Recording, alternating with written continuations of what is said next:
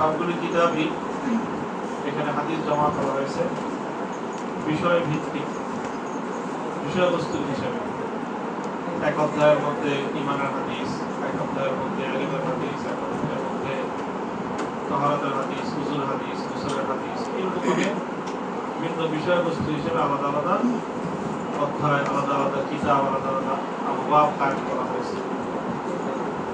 তো এইভাবে যে হাদিসের কিতাব লেখা হয়েছে তার মধ্যে সাধারণত মুহাদ্দিসিনগণ কেউ কিতাবুল ঈমানের দ্বারা কিতাব শুরু করে থাকেন, আবার অনেকে কিতাবুত তাহারাত দ্বারা কিতাব শুরু করে থাকেন। এই দুইটা তারতিবই বেশি লক্ষ্য করা যায়। যারা কিতাবুল ঈমান দ্বারা কিতাব শুরু করেন তাদের যুক্তিটা থাকে এরকম, ঈমান আসলুল উসুল, সমস্ত আমালের জন্য ঈমান হলো মওকুফ আলাইহি, ঈমান না থাকলে আমল ঠিক হবে। এই জন্য আগে ঈমান তারপরে আমল, এই জন্য ঈমান মুকদ্দম করেন, আমলের আলোচনা করে।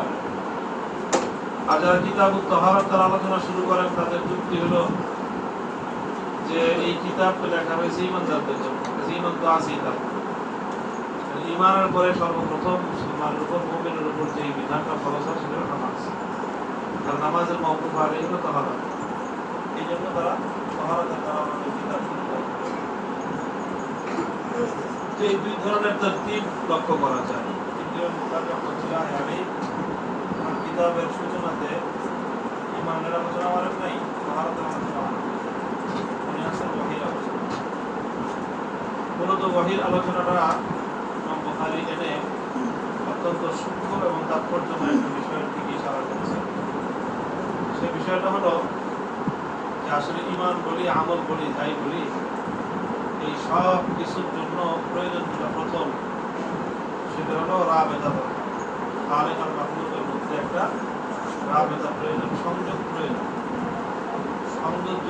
সংযোগ যদি স্থাপন না হয় তাহলে এক পাশ থেকে আরেক পাশে তো কোনো মেসেজ যাবে না, কোনো বক্তব্য যাবে। আমাদের কাছে আল্লাহর পক্ষ থেকে আহকামাত জেনে বলা হলেন আল্লাহ, আর আমরা আহকামের উপর আমল করব। আল্লাহ দিবেন হুকুম, আমরা পালন করবো হুকুম। তো এটার দ্বারাই আমাদের জিন্দগির মাকসাদ, এটাই আমাদের জীবনের উদ্দেশ্য। আল্লাহর পক্ষ থেকে, খালেকের পক্ষ থেকে মাখলুকের পক্ষ থেকে হুকুম আসবে, হুকুম আসতে হলে প্রথমে দরকার হলো খালেক আর মাখলুকের মধ্যে রাবেতা। এক জায়গা থেকে আরেক জায়গায় ফোনে কথা বলবো, ফোন খালি হাতে নিয়ে কথা বললেই হয়? দুইজনের কাছে দুইটা ফোন আছে, ভালো ফোন, দামি দামি ফোন। তুমি এক ফোন দিয়ে কথা বলতেছো, সে আরেক ফোন দিয়ে কথা বলতেছে, দুইজনের